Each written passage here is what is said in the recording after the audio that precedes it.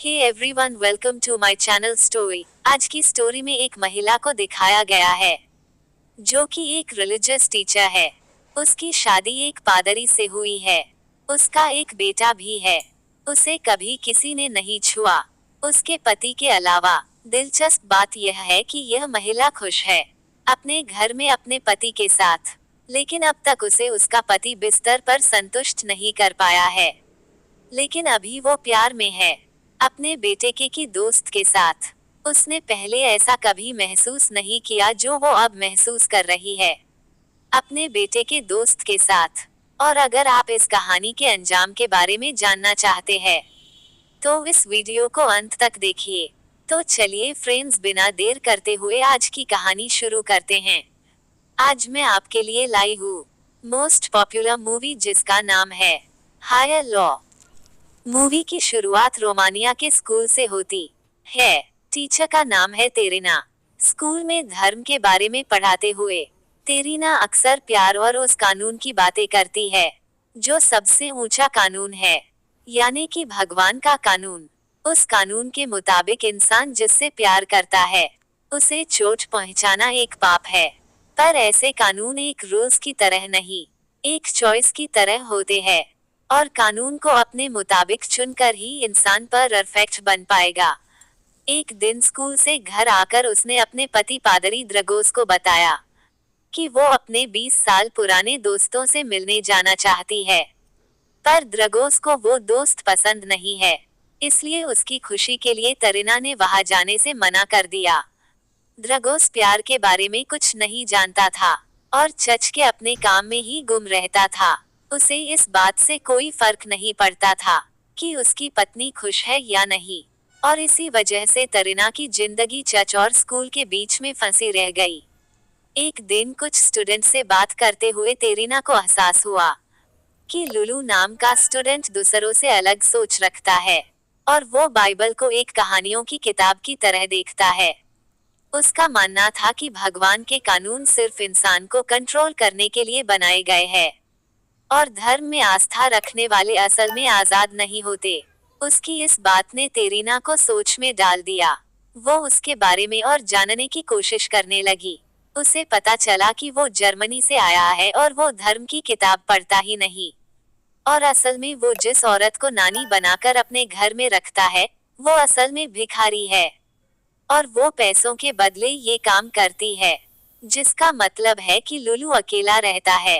तेरीना अपने पति से लुलू की कही बात डिस्कस करने लगी और कहने लगी कि एक ही भगवान में मानने को आजादी नहीं कहते, और किसी और से ये कहना कि उसे एक ही भगवान में आजादी रखनी चाहिए, ये उससे उसकी आजादी छीनने जैसी है। तेरीना की ये बातें द्रगोस को अच्छी नहीं लगी क्योंकि वो एक पादरी है, और उसने तेरीना से चुप रहने को कह दिया। उस वक्त तेरीना को एहसास होता है कि उसे और उसके बेटे को भी अलग सोच रखने की आजादी नहीं है, और लुलू की बातें सही है। और अगले दिन अपने साथी फिलिकस के कहने पर तरीना उस क्लास में गई जहां लुलू है, और तब लुलू एग्जाम के दौरान भी तरीन को देखता रहा। एक बार फिर से अजीब सा महसूस करने के बाद वो अपनी जिंदगी में लौट गई, पर अब चर्च में रहकर उसे घुटन महसूस होने लगी। तरीना अक्सर थोड़ी सी आजादी और खुशी महसूस करने अपने दोस्त के पास जाया करती थी, पर कुछ लोग उसके पति और उसके काम का मजाक उड़ाया करते हैं, और इसलिए उसे कहीं भी बेहतर महसूस नहीं हो रहा था। एक रात घर लौटते वक्त उसे लुलू सिगरेट पीते हुए नजर आया, और अचानक तरीन के मन में एक अजीब सी सोच आई। वो लुलू को अपने साथ उस इलाके से दूर ले गई जहां वो खुद छुप छुप के सिगरेट पिया करती थी, और वहां वो उसकी जिंदगी के बारे में पूछने लगी।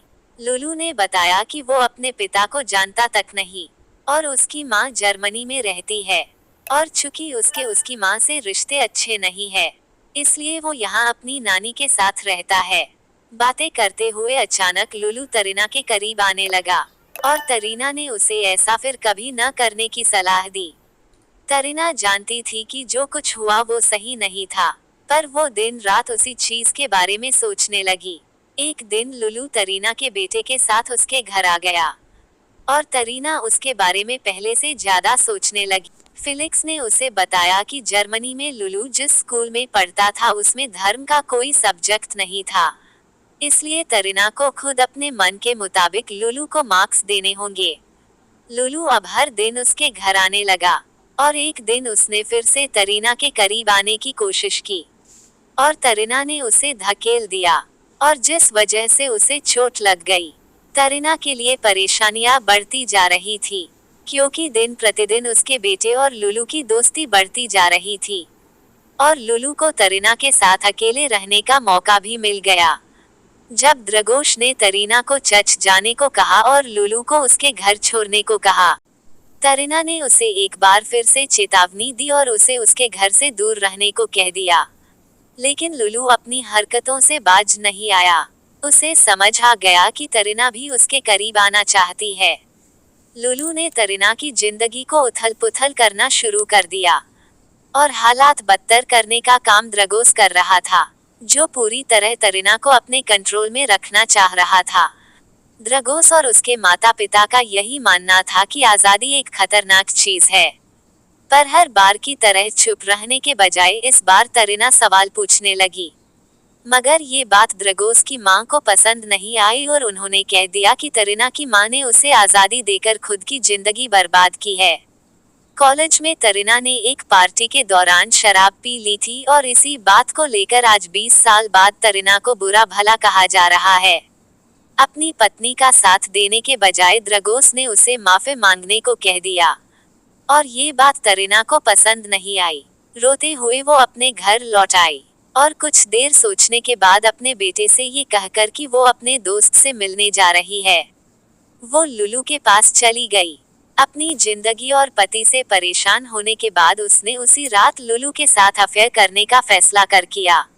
अब इस तरह उसे लगने लगा कि अब वो खुद अपनी जिंदगी कंट्रोल कर रही है, ना कि कोई और। द्रगोस ने आखिरकार तरीना से माफी मांग तो ली, पर अब देर हो चुकी थी। अगले सुबह वो अपनी दोस्त जोई के पास गई और उससे ये कहने लगी कि अगर कोई उससे पूछे कि जोई पिछली रात कहाँ थी, तो उसे कहना होगा कि वो तरीना के साथ थी। तरीना हैरान हो गई जब उसे पता चला कि पिछली रात जोई ने उसे और लुलू को साथ देख लिया था और तरीना का बेटा भी ये जान गया था कि पिछली रात तरीना जोई के साथ नहीं थी और अब जोई द्रगोस से झूठ कहने से इनकार करने लगी। दिन भर तरीना यही सोचकर परेशान थी और उसने लुलू से कह दिया कि वो अपना अफेयर जारी नहीं रख सकती क्योंकि जोई और उसका बेटा फ्लोरिन सब कुछ जानते हैं। लुलू ने कहा कि वो फ्लोरिन को संभाल लेगा और उसी दिन वो फ्लोरिन को तरीना से दूर ले जाने लगा। तरीना फ्लोरिन को दिन भर ढूंढती रही पर वो घर लौटकर नहीं आया। कई घंटे गुजरने के बाद भी वो घर नहीं आया और तरीना को लुलू के घर जाना पड़ा। उसे लगा कि लुलू ने फ्लोरिन साथ कुछ गलत किया है, पर ऐसा नहीं था। नशे में धुत लुलू ने उसे बताया कि फ्लोरिन घर का सामान लेने गया है और आखिरकार जब फ्लोरिन घर आया तो तरीन को पता चला कि लुलू ने उसे भी शराब पिला दी थी। उसी वक्त तरीना ने लुलू को फ्लोरिन से दूर रहने को कह दिया, लेकिन लुलू को सिर्फ इस बात से फर्क पड़ रहा था कि फ्लोरिन उनके बारे में कुछ नहीं जानता। लुलू कहने लगा कि उसने ये सब कुछ उनके प्यार के लिए किया है, पर तरीना ने साफ साफ कह दिया कि उनके बीच प्यार है ही नहीं।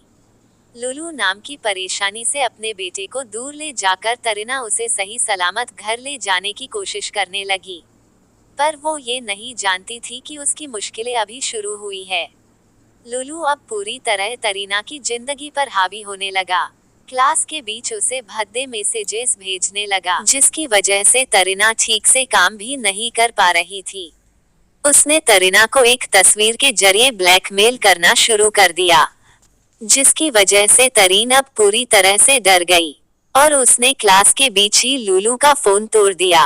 वो फिलिक्स से मदद मांगना तो चाहती थी, पर वो उसे पूरा सच बता नहीं पाई और उसने कह दिया कि लुलू ने उसे मारने की कोशिश की थी। पर यहाँ मुश्किलें कम नहीं हुई थी। लुलू ने एक वॉइस रिकॉर्डिंग भेजी जिसमें वो द्रगोस के सामने अपने नए रिश्ते के बारे में कंफेशन दे रहा है। कंफेशन में उसने सब कुछ बता दिया, लेकिन उसने तरीना का असली नाम नहीं बताया। वो तरीना को जबरदस्ती अपने पास बुलाने लगा और न चाहते हुए भी तरीना को उसके पास जाने के बारे में सोचना पड़ गया। उस रात द्रगोस अपने बेटे को लुलू से दूर रहने को सलाह देने लगा और ये पूछने लगा कि पिछली रात वो घर देर से क्यों आया था।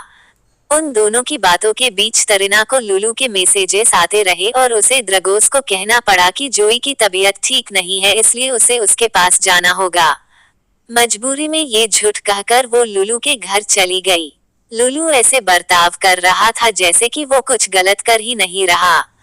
तरीना उसे समझाती रही कि उसे ये खेल बंद करना होगा, मगर लुलू इसी जिद पर अड़ा था कि वो तरीना से प्यार करता है। लुलू का अट्रैक्शन अब पागलपन में बदल गया और अब वो तरीना के साथ जबरदस्ती करने की कोशिश करने लगा। तरीना अपने आप को बचाकर वहां से भाग तो निकली, पर लुलू अब उसकी और उसके परिवार की जिंदगी बर्बाद करने लगा। एक रात वो उनके घर में घुस आया, जिसकी वजह से वो परिवार रात को ठीक से सो भी नहीं पाया। इस बीच फ्लोरेन भी तरीना से दूर होने लगा और इसका कारण तरीना को स्कूल जाकर समझ आया। स्कूल में हर कोई तरीना को देखकर हंसने लगा और फिर फिलिक्स उसे अपने साथ प्रिंसिपल के ऑफिस ले गया। तरीना और फिलिक्स के कहने पर प्रिंसिपल ने लुलू को सस्पेंड किया था, क्योंकि उसने तरीना को क्लास के बीच मारने की कोशिश की थी। मगर सस्पेंड होते ही लुलू ने तरीना के कपड़ों के साथ एक फोटो फेसबुक पर डाल दी।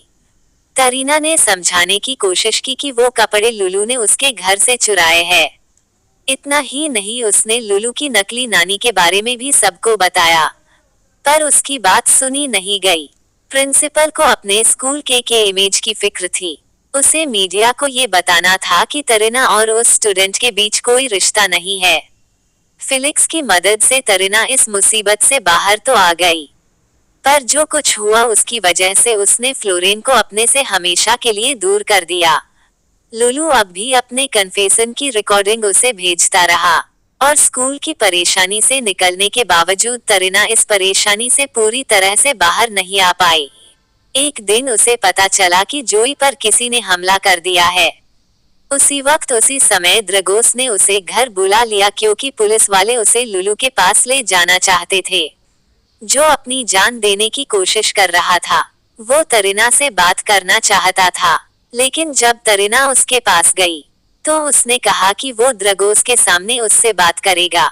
लुलू ने द्रगोस को सब कुछ बता दिया और तरीना इस बार द्रगोस से कुछ छुपा नहीं पाई। उसे वो सब कुछ दोहराना पड़ा जो लुलू कह रहा था, और अफेयर के बारे में जानकर द्रगोस पूरी तरह टूट गया था। अचानक उसे डायबिटीज की वजह से तकलीफ होने लगी, पर जैसे ही उसे बचाने के लिए तरीना ने उसे इंसुलिन का इंजेक्शन दिया, उसकी हालत और बिगड़ गई, क्योंकि लुलू ने इंसुलिन में एक टॉक्सिक मटेरियल मिला दिया था और यही करने वो देर रात उनके घर आया था। तरीना की जिंदगी पूरी तरह बर्बाद करके लुलू ने अपनी जान दे दी। द्रगोस जिंदा तो बच गया, पर फ्लोरेन अपने माता पिता से हमेशा के लिए दूर चला गया और द्रगोस और तरीना का रिश्ता फिर कभी सुधर नहीं पाया।